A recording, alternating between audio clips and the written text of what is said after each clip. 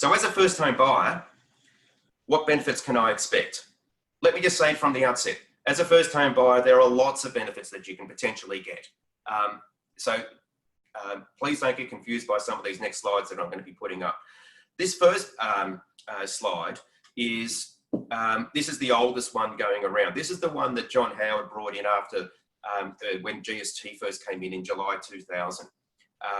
It's changed a little bit, but it has a background back to the year 2000. So basically, as a first home buyer, if you are buying an established property, for the first, if you're buying a property up to the value of $650,000, you pay no stamp duty.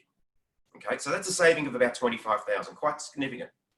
Okay, so you say to yourself, okay, what can I buy for $650,000? Well, okay, in Sydney, a 1-bedroom unit, maybe a 2-bedroom unit in the burbs. A house might be a little bit more difficult to buy in Sydney at these price levels. If you spend beyond $800,000, you do not get any form of stamp duty relief at all. Okay, so but between obviously $650,000 and $800,000, there is some kind of stamp duty saving for you, but it is discounted on a sliding scale type basis. So that's what you get if you're buying an established property. Okay, this one, ScoMo brought this one in just very recently. He brought this one in conjunction with the New South Wales government, purely as a reaction to the coronavirus and COVID.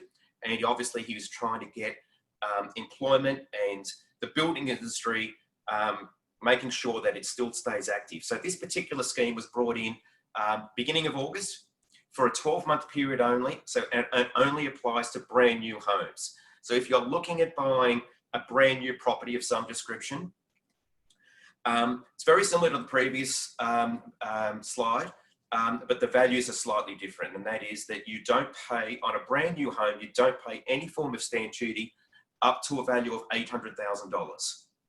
Okay, so now you're talking about more significant units or or brand new homes and so forth. So here we've got a saving of about $31,500, quite a good saving to you.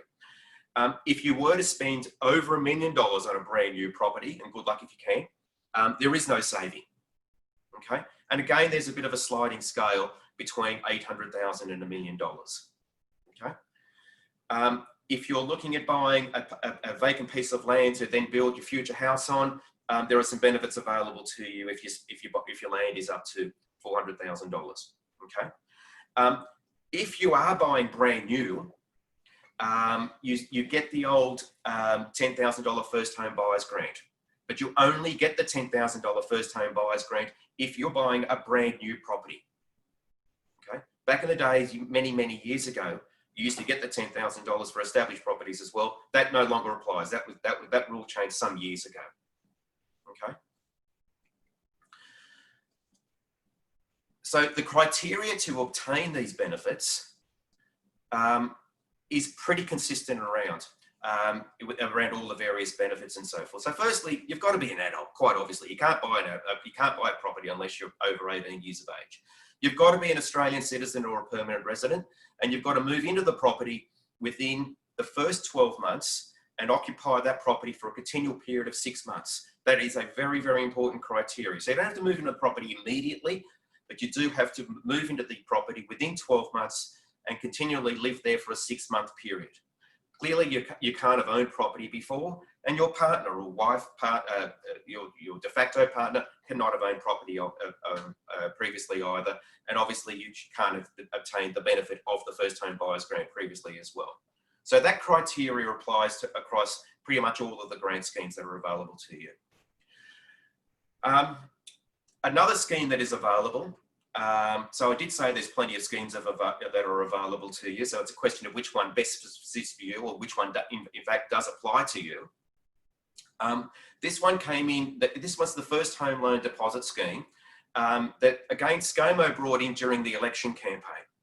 And he brought this one in specifically obviously to help first home buyers and to help first home buyers avoid lender's mortgage insurance, LMI as it's called. Now, I'll say a couple of things first. In a tick, I'll describe what LMI is and give you an explanation of that. Can I just say one thing about this particular scheme? Annually, there's about 400,000 to 500,000 first home buyers in Australia.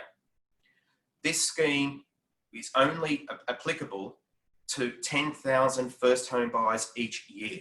So what the government did, it released 5,000 spots on the 1st of January.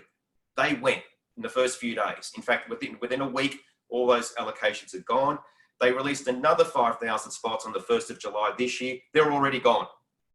So none of our clients, well, very few of our clients are actually qualifying for this. It is allocated and you've got to take it up within a particular period. So don't get excited. Unfortunately, don't get excited about this particular home loan scheme. I think the government had great intention, but 10,000 scheme allocation was never going to do it for enough people to make it worthwhile. Now, as I said, this scheme was brought in to help first home buyers avoid mortgage insurance. So what is mortgage insurance, you ask? Mortgage insurance is required by all lenders when you borrow more than 80% of the value of the property. Or if you want to go the other way, if your deposit is less than 20%. So what mortgage insurance is, it's so for argument's sake, if you're borrowing 90% and you've got a 10% deposit, in the event of a foreclosure, in other words, okay, let's use an example. If you spend $700,000 on a property and you end up borrowing $630,000, and there is a foreclosure, there's a default situation in terms of, you're not able to make the repayments because you've lost your job, you've had an accident, you don't have any form of other income protection insurances or whatever. Mortgage insurance protects the bank in the event of a foreclosure. So if the bank has to sell the property and they don't get the $700,000, your loan of 630 has blown up to, say, 680, capitalized interest, legal fees, valuation fees, a whole heap of other costs. And when the bank realizes on the property and they don't get the 700, they might get, say, 650 for argument's sake, who knows? That capital loss of $50,000 or $30,000, I should say, is what the bank claims on the mortgage insurance policy, the lender's mortgage insurance policy, LMI. So a lot of first home buyers, because of your, you haven't had the ability to save a lot of money over the times, a lot of first home buyers do need LMI, lender's mortgage insurance.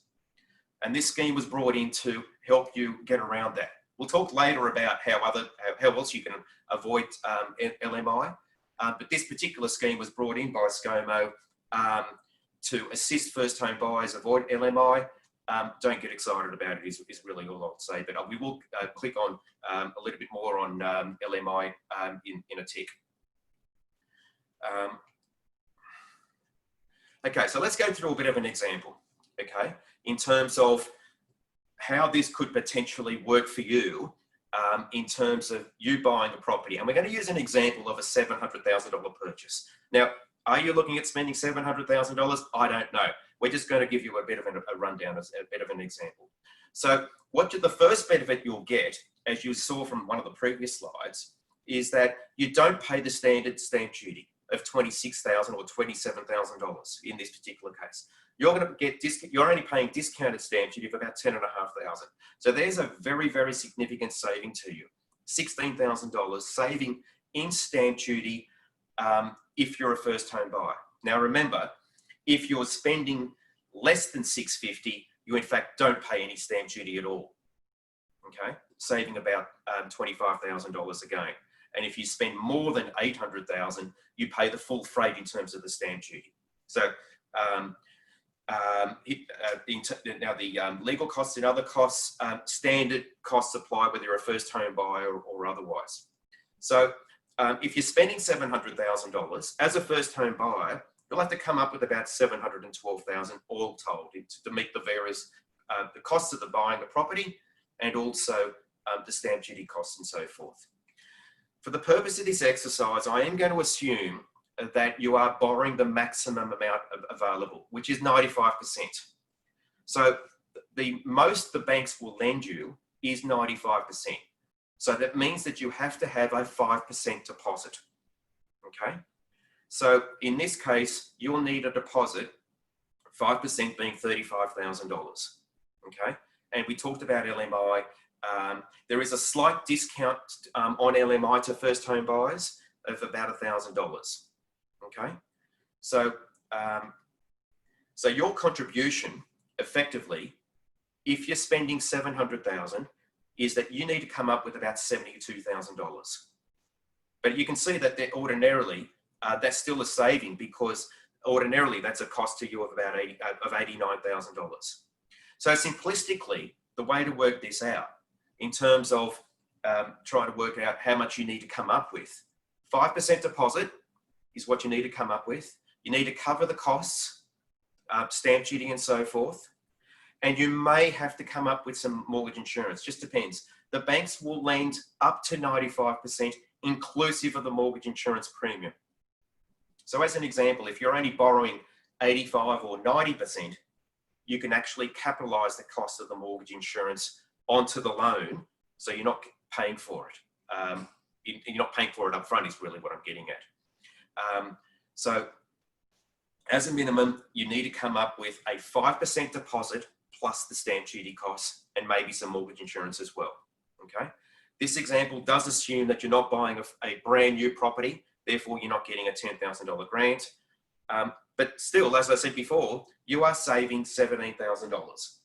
So that is quite a significant saving for you as a first home buyer.